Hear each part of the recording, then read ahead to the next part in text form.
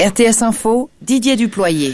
Les cantons de Vaud et du Valais volent une fois encore au secours de l'hôpital de Rhénat en difficulté financière. Il prévoit un soutien financier de 125 millions de francs sur 15 ans avec un retour à des comptes équilibrés pour 2026. Cette aide pour assurer donc la viabilité de cet hôpital Riviera-Chablais devra être approuvée par les parlements des deux cantons. La crise sanitaire due au Covid-19 frappe durement la main-d'œuvre italienne qui travaille au Tessin. Selon une estimation syndicale, 3000 travailleurs frontaliers ont déjà perdu leur emploi cette année. Il devrait être 4000 d'ici la fin de l'année. Sans surprise, le secteur le plus touché est clairement celui de la restauration. Mais l'industrie des métaux et des machines traverse également une mauvaise passe. Le secteur de la construction, en revanche, qui emploie près de 8000 frontaliers, semble lui tirer son épingle du jeu. Alors que la Suisse a enregistré près de 5000 nouveaux cas de Covid-19 en 24 heures, 4946 précisément pour un taux de positivité de 19,1% contre 18,5% hier selon l'Office fédéral de la santé publique, l'OFSP, qui déplore également 111 décès supplémentaires dus à ce coronavirus.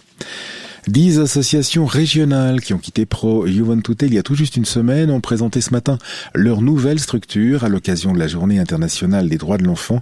Baptisée Aide Suisse à la jeunesse et aux familles, cette jeune organisation veut faire des problématiques locales sa priorité. Ces associations avaient quitté Pro Juventute car elles estimaient justement que cette fondation ne pouvait plus garantir le maintien de ces actions locales. Le Valais veut sensibiliser les adolescents à la question des mariages forcés.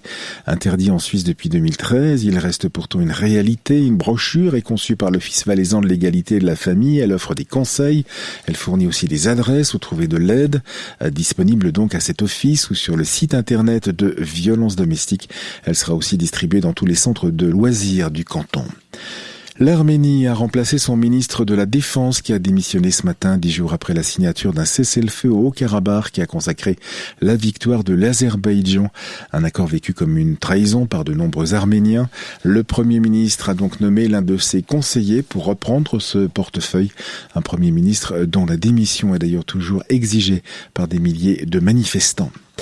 Enfin, si vous en avez plus qu'assez de ne parler que du Covid-19 jour après jour depuis des mois, rendez-vous au bar Feeling de Rome, un petit bar où le message est clair, une pancarte trône au-dessus du comptoir interdisant de parler du coronavirus. La patronne a décidé, dit-elle, de redonner à ses clients un peu de sérénité en les obligeant à ne plus parler de ce sujet omniprésent et anxiogène. Elle a d'ailleurs installé une autre pancarte pour suggérer des idées de sujets de conversation, de la vie des gens célèbres, à la culture générale, en passant par l'histoire. Une patronne qui confirme que ses clients ont réagi de façon très positive. La météo avec de belles éclaircies cet après-midi, surtout du bassin lémanique au Valais. Des nuages seront plus tenaces en revanche dans les Préalpes et pas plus de 9 degrés cet après-midi avec une faible bise sur le plateau.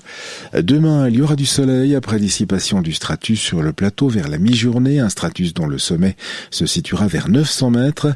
Et de dimanche à mercredi, du soleil avec toujours de la grisaille matinale sur le plateau.